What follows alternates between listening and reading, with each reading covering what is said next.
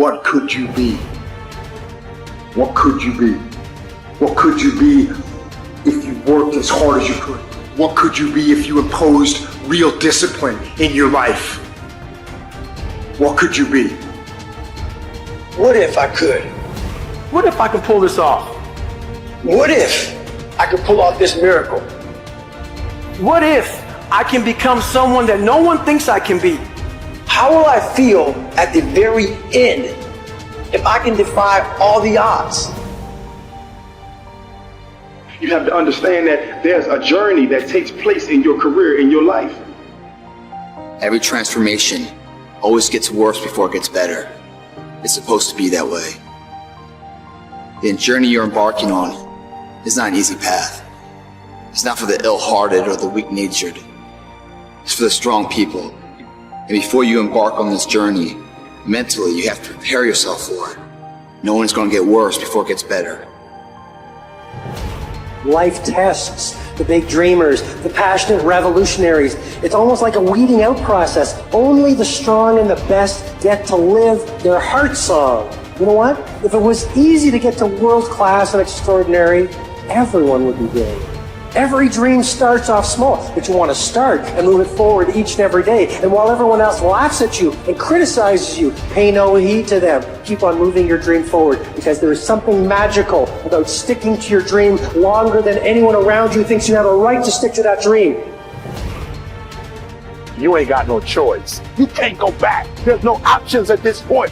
It's do or die, baby. We do not have time. We about to go get it. It's ours for the getting. You can do it, and you're not leaving. Listen to me. We ain't going home. We ain't going nowhere. You ain't going nowhere until you get it done.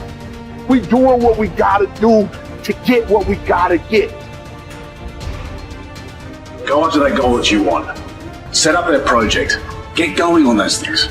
You want to be the best version of yourself that you possibly can be. Most people will never be like that. You don't want to fall into that trap that most people fall into. They get comfortable, they get relaxed, they settle for a life that they don't really want. When it's comfortable, it's easy. You don't want that. You want a life that is above average, extraordinary, far beyond what most people can conceive.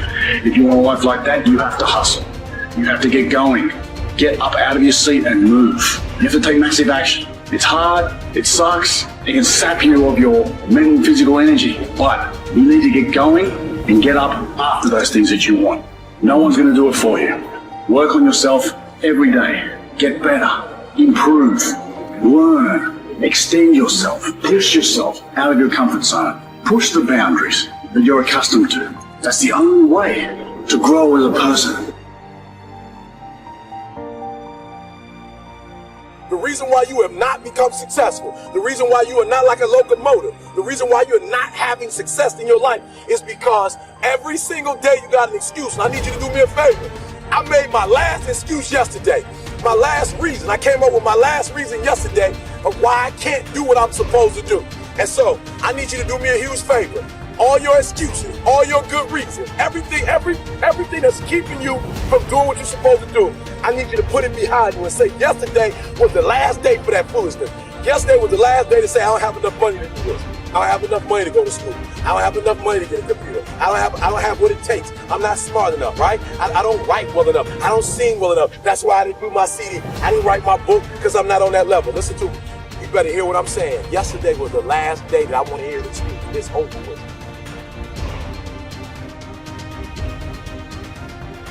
Recognize the excuses are not valid. They're conjured up, they're fabricated, they're lies. And how do you stop the lies? You stop the lies with the truth. You have time. You have the skill. You have the knowledge and the support and the willpower and the discipline to get it done. What you pay attention to is what you will get. And the more attention you give something, the more you feed it, the stronger and more powerful that thing grows. You need to face, master, and channel your obsessions into an engine of massive, energized momentum for the success you desire.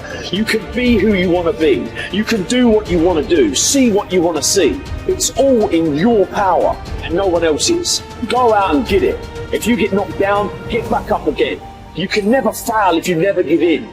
If you stick with it, stay with it, become obsessed with it, feed it every day, I guarantee you, possibilities will take place. Do I just sit there and settle? No, I don't. I say enough's enough, man, and I'm gonna make a change, and I'm gonna keep going until I get it. You chase something that you believe you deserve until you get it. And it doesn't matter what happens to you. It doesn't matter how many times you get fired. It doesn't matter how many people don't believe in you. Just go until you get it. That's the point. Are you tired yet? Some of you need to get tired. You need to be tired of what's going on in your life. Get tired of your habits. Get tired of the actions that you're putting in every day. You gotta change, man, or nothing changes. I woke up one day and stopped making excuses. I woke up one day and stopped playing the blame game. I woke up one day and looked at the man in the mirror and was like, yo, bro, what are you doing? Wake up, it's showtime, let's go.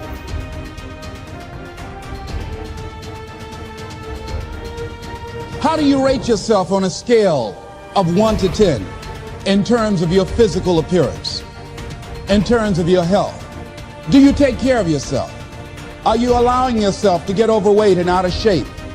Are you conscious of your health? Are you watching the food that you take into your body?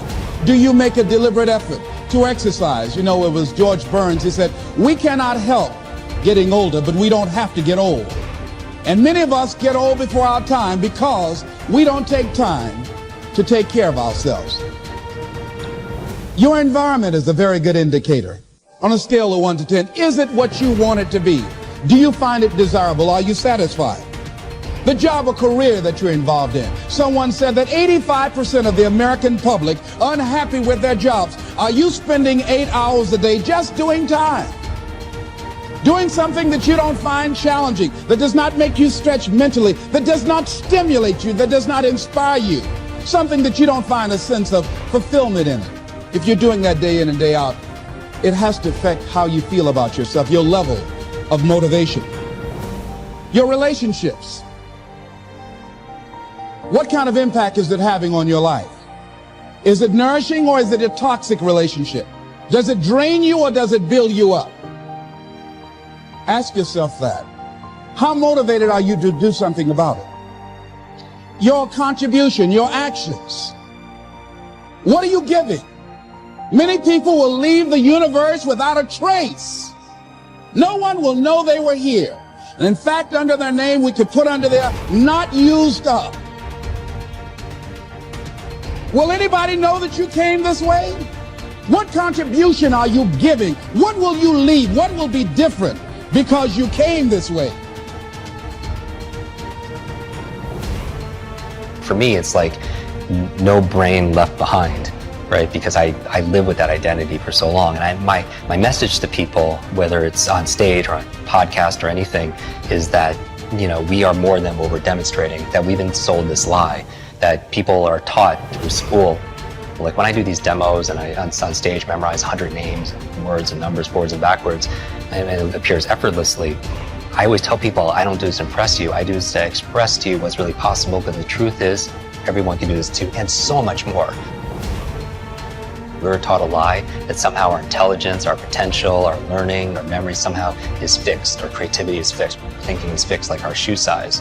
And what we've discovered, more even about brain science, in the past 2 decades, we've discovered more than the previous 2,000 years. And what we know is that we're grossly underestimating our own capacity to be able to grow, to be able to contribute, to improve our intelligence and our influence and our impact. And I want to kind of pull the veil behind and just say, hey, this is about transcending. This is about ending the trance that we're not good enough, that we're not smart enough, that we're not this genius, and telling the truth. And the truth is, we're faster and we're smarter than we think. And not just to be able to memorize things, but be able to really solve significant challenges. And maybe that these challenges that we're going through are the lessons that we need to learn the most. Not all of us go through struggles, right? Our health, our relationship, whatever it is, but through struggles come strengths. And people don't talk about this as much. And, I probably have a post-traumatic, stress from it, going through brain injury after brain injury. There's also post-traumatic growth, which like as widely talked about. But there's some people that go through immense amount of trauma and difficulty and challenge, but they come out of it actually more empowered. They say to themselves that because of going through this, I found a new strength. I found my superpowers. I found a new meaning in my life. I found a new level of commitment. I found a strength, a mission, if you will. And a lot of them attest that they wouldn't trade that experience, no matter how painful it was at the time, for anything.